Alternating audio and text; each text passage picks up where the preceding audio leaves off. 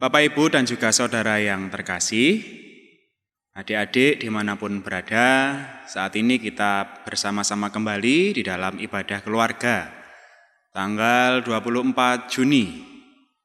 Adapun ibadah keluarga saat ini sebenarnya kita berada di dalam bulan keluarga. Jadi silahkan panjenengan semuanya beribadah dengan keluarga masing-masing.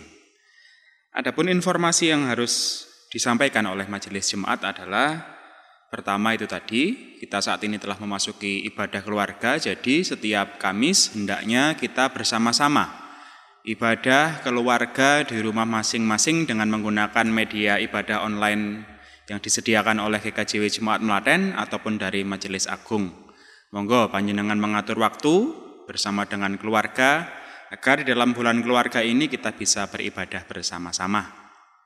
Dan yang kedua, persembahan yang nanti panjenengan kumpulkan di dalam ibadah keluarga bisa diserahkan di ibadah minggu. Nanti akan disediakan kotak tertentu ketika panjenengan hadir di dalam ibadah minggu. Demikian informasi yang bisa disampaikan sebelum kita masuk di dalam ibadah. Mari bersama-sama kita masuk di dalam ibadah ini, kita menyanyikan Kidung Jemaat nomor 355 pada bait pertama dan juga bait yang kedua.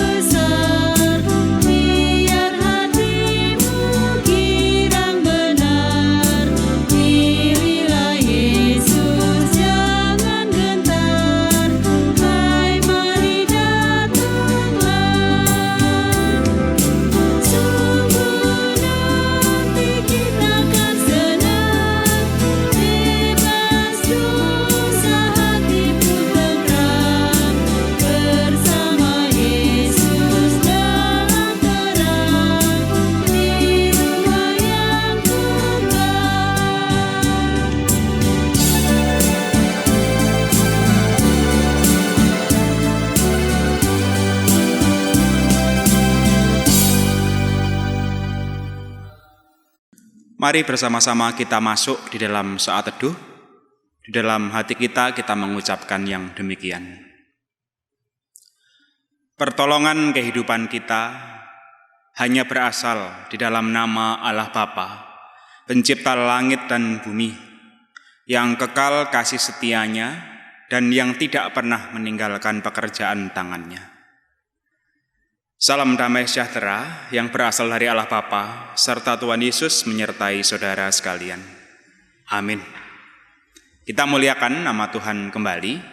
Kita bernyanyi dari Kidung Jemaat 396 pada bait 1 dan bait yang ketiga.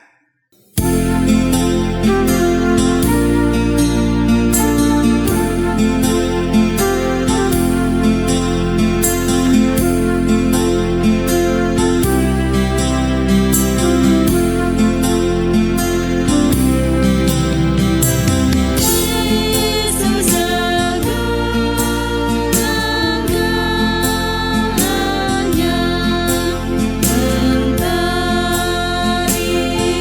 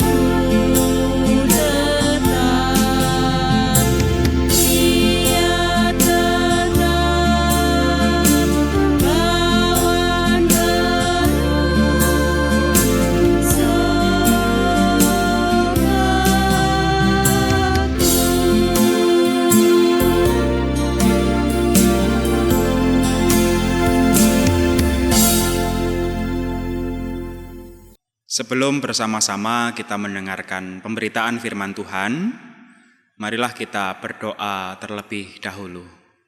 Mari bersama-sama kita berdoa. Ya Tuhan, kami mengucapkan syukur pada saat ini, karena Engkau telah mengetuk hati kami, dan saat ini kami bersama-sama terpanggil untuk ibadah dengan keluarga kami masing-masing. Bapa, kami bersyukur bila mana dalam kehidupan sehari-hari, berkat Tuhan tiada henti tercurah dalam kehidupan kami. Kami merasakan betul anugerah Tuhan yang mengalir sepanjang kehidupan kami, dan berkat Tuhan pun senantiasa mengiringi jalannya keluarga kami sehari-hari. Dalam kehidupan sehari-hari yang kami jalani, tentu ada beberapa hal, ada beberapa kesalahan yang entah sengaja atau tidak sengaja kami lakukan ya Tuhan. Kami berdosa di hadapan-Mu. Kami menyakiti hati orang-orang di sekitar kami. Saat ini bersama-sama ya Tuhan, kami mohon ampunilah kami. Kami mengakui kami bersalah, kami mengakui kami terlalu menuruti ego kami. Tuhan, kami mengakui Engkaulah satu-satunya penghibur kami, dan Engkaulah satu-satunya penebus dosa kami. Bapa, saat ini juga kami akan mendengarkan sabda-Mu. Kami mohon agar Roh Kudus-Mu menaungi hati dan pikiran kami, sehingga apa yang akan kami pelajari saat ini, apa yang akan kami dengarkan, dapat kami pahami dengan baik. Dan kami tidak hanya pandai untuk mendengarkan, tetapi bijaksana untuk melakukan sabda Tuhan, mewujud nyatakan dalam kehidupan kami sehari-hari dengan penuh komitmen. Hamba-Mu yang akan menyampaikan pemberitaan firman-Mu, Tuhan dampingi dan Tuhan tuntun, agar apapun yang tersampaikan adalah tuntunan dari Roh Kudus Tuhan, dan karya Allah terjadi di dalam pemberitaan firman-Mu, dan kami semuanya terberkati. Bersabdalah ya Tuhan, kami siap untuk mendengarkan sabda-Mu. Amin. Saudara-saudara yang terkasih, adapun bacaan kita pada saat ini terambil dari Injil Markus. Injil Markus pada pasal yang ke-7, ayat 8 sampai dengan 11. Saya ulangi sekali lagi, Injil Markus pasal 7, ayat 8 sampai dengan 11 akan saya bacakan bagi panjenengan semuanya.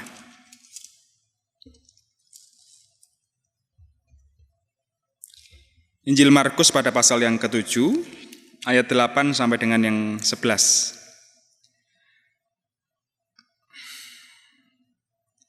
Jadi meskipun aku telah menyedihkan hatimu dengan suratku itu, namun aku tidak menyesalkannya. Memang pernah aku menyesalkannya, karena aku lihat bahwa surat itu menyedihkan hatimu, kendati pun untuk seketika saja lamanya. Namun sekarang aku bersukacita, bukan karena kamu telah berduka cita, melainkan karena duka citamu membuat kamu bertobat. Sebab duka citamu itu adalah menurut kehendak Allah, sehingga kamu sedikit pun tidak dirugikan oleh karena kami. Sebab duka cita menurut kehendak Allah menghasilkan pertobatan yang membawa keselamatan dan yang tidak akan disesalkan. Tetapi duka cita yang dari dunia ini menghasilkan kematian. Sebab perhatikanlah betapa justru duka cita yang menurut kehendak Allah itu mengerjakan pada kamu kesungguhan yang besar, bahkan pembelaan diri, kejengkelan, ketakutan, kerinduan, kegiatan, penghukuman. Di dalam semuanya itu, kamu telah membuktikan bahwa kamu tidak bersalah di dalam perkara itu. Demikianlah pemberitaan firman Tuhan. Bahagia kita saat ini yang mendengarkan sabda Tuhan. Bahagia kita yang melakukan sabda Tuhan dalam kehidupan sehari-hari. Amin. Ibu bapak yang terkasih, saudara-saudara yang dikasihi Tuhan, anak-anak yang dikasihi Tuhan, Panjenengan semuanya tentu pernah mendengar kata tarak. Tarak ini biasanya akan disandingkan dengan sebuah penyakit tertentu. Secara populer sebenarnya tarak ini sering kita dengarkan. Sederhananya menahan tidak memakan sesuatu atau menahan diri atas keinginan sesuatu. Karena ketika kita menuruti keinginan kita ternyata berakibat serius di dalam tubuh kita ini atau di dalam diri kita yang lebih utuh ini. Bapak Ibu Saudara, tarak itu dilakukan karena alasan kesehatan. Kalau tarak niku diterak, jadi kalau pantang itu dilawan, pantang itu diingkari, kemudian sesuatu yang tidak menyenangkan terjadi di dalam diri kita. Ambil contoh ya, ini dalam kehidupan sederhana saja, sakit, asam urat umumnya. Nah ini bagaimana kabar pasamuan Melaten ini yang banyak yang kena asam urat atau tidak ya? Semoga tidak ya. Asam urat misalnya, jadi kalau kita sakit asam urat atau kolesterol yang terlalu tinggi, kita akan memiliki tarak atau pantang makan sesuatu yang berkolesterol tinggi atau berasam tinggi. Misalnya kita yang sebenarnya suka bakso tetelan, kita yang suka sate kambing misalnya, gulai misalnya. Akhirnya kita betul-betul tarak karena memang keadaan fisik kita tidak memungkinkan. Dan bahkan mungkin sangat tidak dianjurkan kalau kita makan makanan yang berlemak. Akhirnya kita memutuskan pun tarak. Dilalah. Awak niku krasa pun radi kuat, badan menika kraos sampun radi kiyat, pun radi lejar, sepedaan. Lintang warung sate kok ambune rotok sedap, noleh kiwa tengen gak ana wong mubul blesek. Makan sate. 2 hari berikutnya mbok cekot rasane. Itu ndak bilang itu sama keluarga. Takone nggih meneng ae soalnya wedi konangan. Ini nggih, jadi tarak sebenarnya di dalam situasi seperti itu. Bapak Ibu dan juga segenap jemaat Melaten dimanapun berada, kapok ini juga ada gandengan nih dengan tarak, ada hubungannya dengan tarak. Biasanya tarak dilakukan karena orang tersebut kapok. Dan kapok ini berarti melakukan sesuatu yang keliru, yang salah, kemudian merasakan akibat dari kekeliruannya tersebut. Ini paling sederhana seperti itu. Kapok pun gampangnya janjane kapok. Kemudian menyesal dan berjanji tidak akan mengulanginya lagi. Dimensi kapok ini sangat besar sekali, mulai dari anak kecil sampai warga adiyuswa pasti mengalami di dalam segmen kehidupan masing-masing. Porsinya pun sangat jauh berbeda sekali, tetapi sangat variasi sekali. Misalnya kapok konangan tidak mengerjakan PR, ketegangannya bukan main. Ini buat adik-adik ya. Ini adik-adik yang masih sekolah tentu kalau mendapati guru yang memang agak killer seperti itu, guru yang sangat disiplin, kemudian kita kelupaan mengerjakan PR, rasanya di sekolah itu ndredeg bukan main. Rasanya ndredeg bukan main, dan dihukum karena kita melalaikan tugas kita mengerjakan PR. Nah, itu ndredeg dan kita akhirnya kapok. Misalnya juga ada kepercayaan tradisional, secara tradisi kita mempercayai wani karo wong tua itu bakalan kualat. Jadi Bapak Ibu ada peristiwa namanya berobosan. Saya tidak tahu apakah di Melaten itu juga ada. Jadi ada anak yang menganggap dirinya sedang dalam keadaan kacau, betul-betul ambruk, entah itu ekonominya, rumah tangganya. Dia kemudian merasakan bahwa sing salah iki aku. Yang salah saya karena wani karo wong tua. Akhirnya ingin lahir kembali di dalam peristiwa berobosan. Jadi harus berobos di bawah kakinya ibu seperti lahir kembali. Ini dalam tradisi lawas ini masih ada. Orang tersebut kapok dan menyesal. kemudian melakukan tradisi simbolis pertobatan dalam bentuk berobosan tersebut. Atau juga ada orang yang kapok betul-betul karena tindak kejahatannya konangan dan akhirnya masuk penjara. Orang-orang yang biasanya masuk penjara merasakan kapok betul Bapak Ibu, karena saya tidak tahu lingkungan memang keras sekali di dalam penjara. Akhirnya orang tersebut kapok wis pisan ae nglakoni koyo ngene iki. Pulang dalam keadaan yang baru dan berubah orang tersebut. Dimensi kapok ini sangat luas sekali, tetapi intinya adalah satu, orang melakukan kesalahan dan merasakan akibat kesalahannya, menyesalinya dan berkomitmen untuk hidup baru. Hidup yang tidak seperti yang kemarin, yang membawa kepada kerusakan, hidup yang membawa pada kehancuran. Saat ini ketika orang sudah kapok, akhirnya orang tersebut berkomitmen, bertekad, saya akan menjadi orang yang baru. Mulai dari segmen apapun, misalnya ketidaksetiaan dalam rumah tangga, tahu susahnya membangun rumah tangga kembali gara-gara ketidaksetiaan. Misalnya kasus korupsi dan lain-lain, orang tersebut kapok, lalu kemudian berkomitmen, bertekad untuk menjadi orang yang baru, yang sesuai dengan jalur Kristen, jalur Tuhan.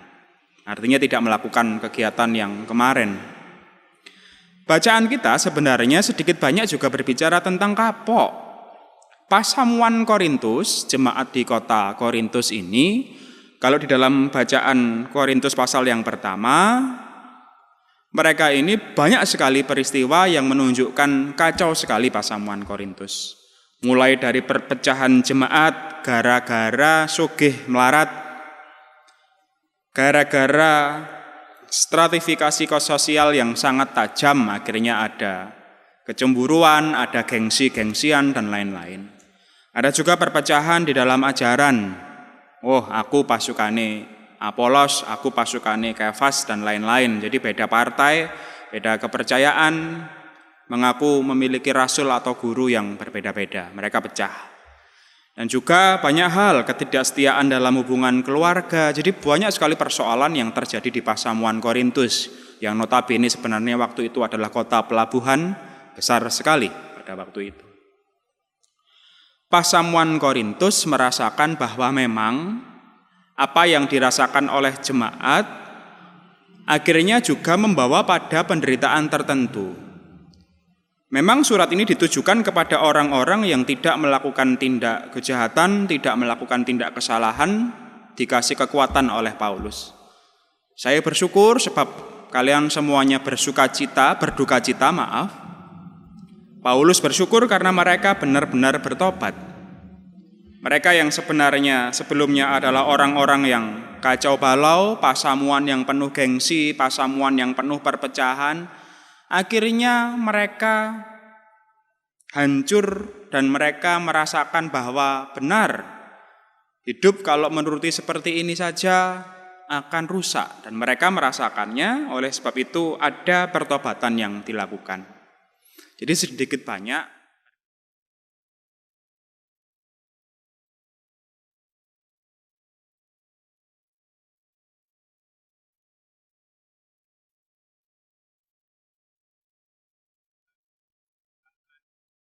preset karena berdosa, tetapi akhirnya memiliki arah hidup yang baru.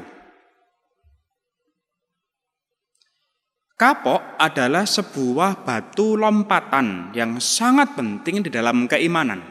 Sekali lagi, kapok adalah sebuah pijakan yang sangat penting di dalam keimanan.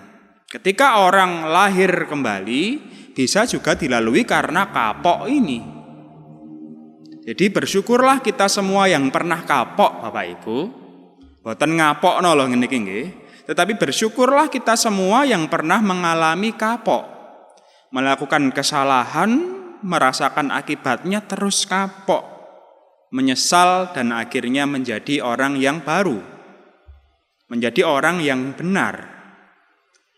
Ini adalah karya tuntunan Roh Kudus Bapak Ibu dan juga adik-adik yang terkasih.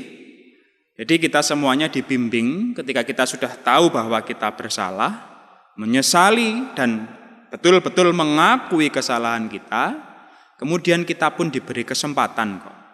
Memang rasanya sangat tidak enak sekali menghadapi kecaman orang banyak, ketidakpercayaan banyak orang dan lain-lain. Tetapi di sini Paulus, paling tidak Rasul Paulus menekankan kepada kita bahwa apa yang kita alami sebenarnya adalah sebuah babak yang baru. Ini adalah babak keimanan yang baru di mana seseorang pun akan lahir kembali. Kita semuanya adalah orang yang berdosa, tetapi bagaimana kita orang yang berdosa ini mampu untuk kapok, tidak kapok lombok, tidak kapok gara-gara makanan terus kumat lagi, tetapi betul-betul mengakui saya bersalah, dan betul-betul mengakui bahwa hanya Tuhan sebenarnya arah yang akan kita tempuh. Dari situ kita diberi kesempatan lagi menata keluarga, menata rumah tangga, dan menata masa depan kita. Tidak ngapok-ngapok tetapi bersyukurlah kita semua yang pernah kapok. Tuhan Allah bekerja ketika kita berkomitmen untuk menjadi manusia yang baru. Selamat angen-angen bersama keluarga di rumah. Semoga keluarga kita senantiasa diberi arahan oleh Roh Kudus sehingga sewaktu-waktu kita kepleset, kita akan langsung balik arah dan tahu arah mana yang akan kita ambil. Semangat untuk keluarga kita semuanya. Amin. Saat teduh untuk kita semuanya. Bapak, Ibu, dan juga saudara yang terkasih, setelah kita mendengarkan pemberitaan firman Tuhan, di dalam ibadah ini kita akan mengumpulkan persembahan. Adalah wujud syukur kita sebab pada bulan keluarga ini betul-betul Tuhan sangat menuntun keluarga kita, memberkati kita dan menuntun dalam kehidupan sehari-hari. Kita haturkan persembahan, sembari kita juga bernyanyi Kidung Jemaat 249 pada bait 1 dan 3.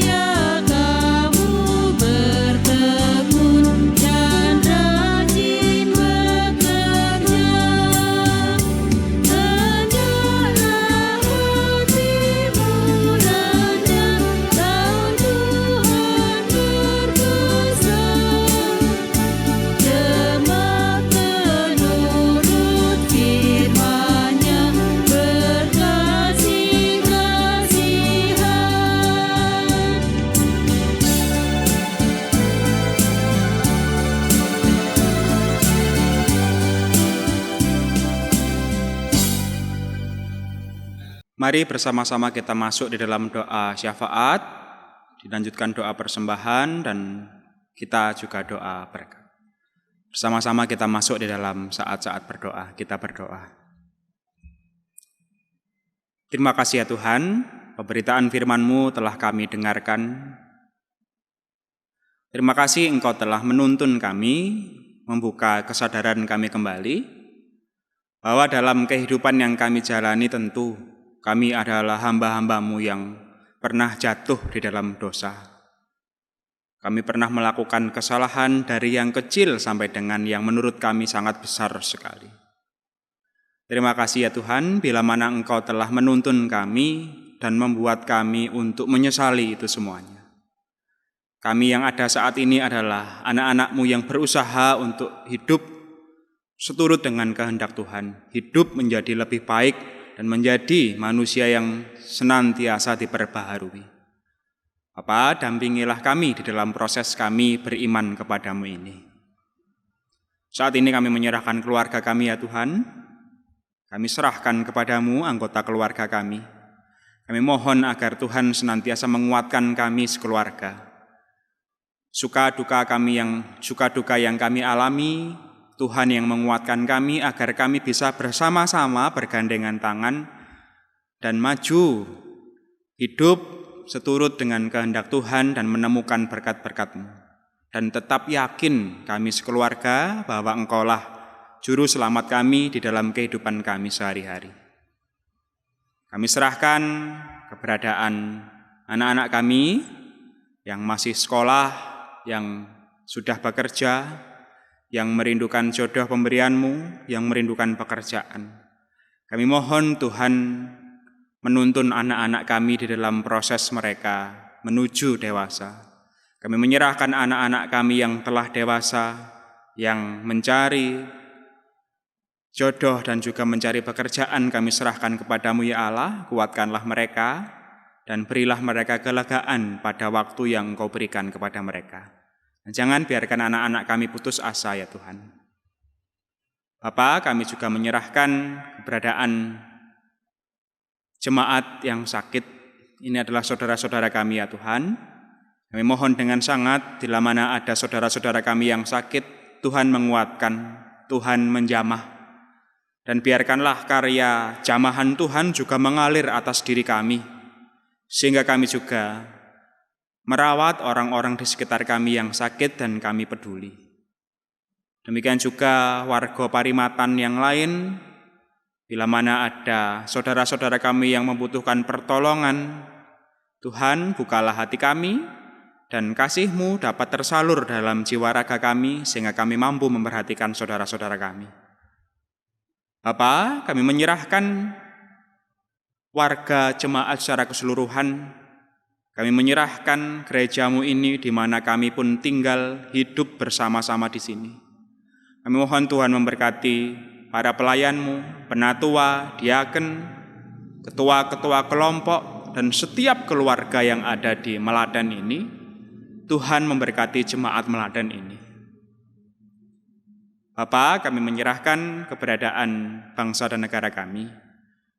Tetap di dalam masa pandemi seperti ini, kami mohon Tuhan menguatkan kami semuanya, agar kami tetap waspada dan tetap berhati-hati dalam hidup sehari-hari. Agar kami tetap menjaga kesehatan. Dan Tuhan juga kuatkanlah kami dalam hidup berbangsa bertanah air, agar jangan sampai kami terpecah belah, tetapi kami dapat rukun, apalagi di dalam situasi pandemi seperti ini. Kami mohon Tuhan merukunkan kami semuanya dan kami bisa bahu-membahu menciptakan kesembuhan global di masa pandemi ini. Untuk pemimpin negara kami, pemimpin pemerintahan dari pusat sampai daerah, bahkan di sekitar kami serahkan kepadamu ya Allah. Engkau yang berkarya atas mereka, lewat kebijakan yang mereka tetapkan, karya Allah pun terjadi di dalam kehidupan berbangsa dan bernegara kami ini. Bapa, kami juga menyerahkan persembahan pada saat ini. Engkau yang terlebih dahulu dan sangat besar sekali ya Tuhan, berkat-berkat yang kami terima. Lewat berkat-berkat-Mu, keluarga kami pun hidup sampai saat ini, dan syukur kami tidak terhingga kami serahkan kepadamu. Terimalah persembahan kami ya Allah.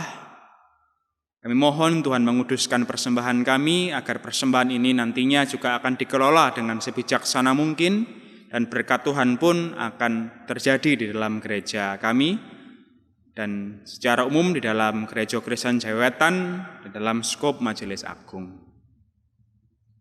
Bapa, kami juga saat ini bersama-sama memohon berkat yang berasal dari Engkau. Perkenankan ya Tuhan, diri kami ini Kami menyerahkan diri kepadamu dan saat ini kami bersama-sama memohon berkat.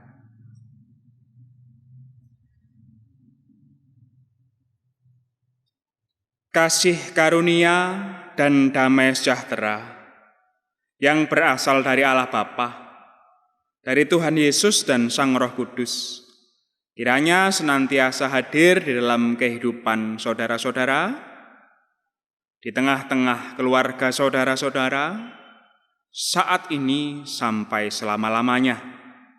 Amin.